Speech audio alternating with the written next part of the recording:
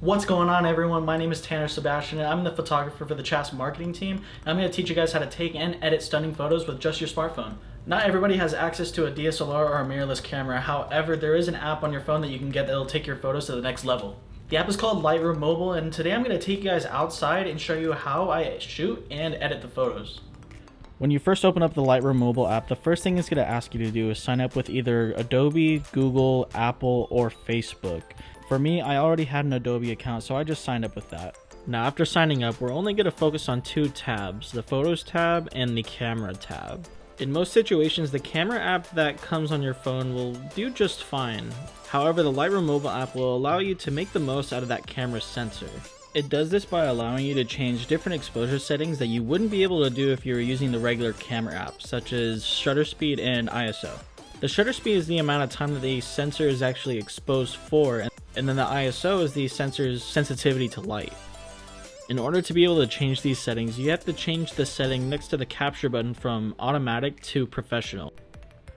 Another great thing about this app is that it allows you to utilize every single lens that's on your camera. So if you have the X or the XS, then it'll allow you to utilize both the wide angle and the telephoto lenses. Now for the photo I'm about to take, I decided to use the telephoto lens on my camera so that way I could really focus on the details and see the patterns of the light that's showing on the leaves. Now after you've taken your photo, you're going to navigate towards the Photos tab and select the photo that you just took. And after doing this, it'll bring up all of the editing functions that will allow you to manipulate the photo and how it looks. The first thing that I like to do is to click the auto button. This will change the settings to what Lightroom Mobile thinks is the best way to edit the photo. But after doing this, I don't really like the way it looks, so I'm going to change it back. Whenever I'm editing a photo from scratch, I always start at the light panel. Here you can change settings like exposure, contrast, highlights, and shadows.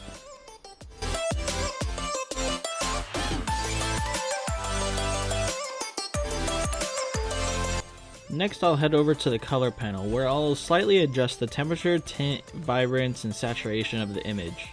We will come back to this section later after editing some of the smaller details of the photo. After that, I'll go to the Effects tab where I can change different settings such as texture, clarity, dehaze, vignette, and many others. I never like to go crazy with these settings because if you overdo it, things can look a little interesting.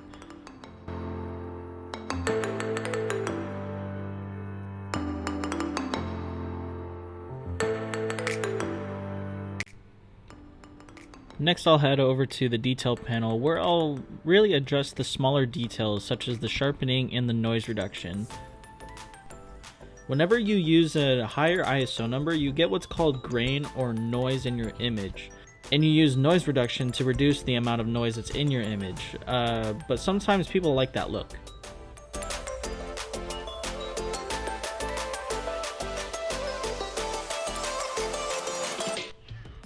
After messing with all of the finer details, I'll then go back to the color panel. Then after that, I'll go to the mix section where I can go to adjust the hue, saturation, and luminance of every single color in the mix. In this section, you definitely have the most creative freedom because you can literally do anything you want with any kind of color. You can change the color of one part of the image to make it another and make it look completely different than what it was originally. For this image, I'm not going to go too crazy, so I'm mainly going to focus on the blues and the yellows, and I'm going to adjust the other ones as I see fit.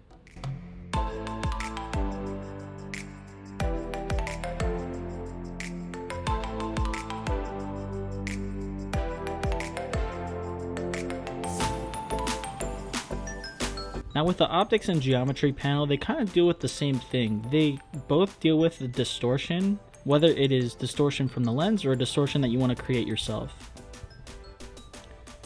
For this image, I really didn't want to mess with the distortion, so I just left it as it is.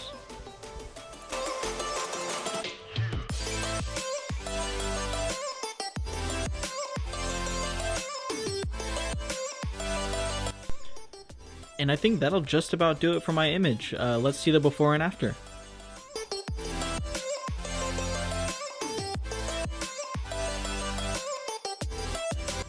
And those were the basics to Lightroom Mobile. Let us know if you guys have any questions. Leave some comments down below. That's essentially how I shoot and edit all my photos, so go ahead and take your own twist on it. If you guys want to see more videos like this, please like and subscribe to the UCR Chaps YouTube channel. And as always, stay safe and have a great day.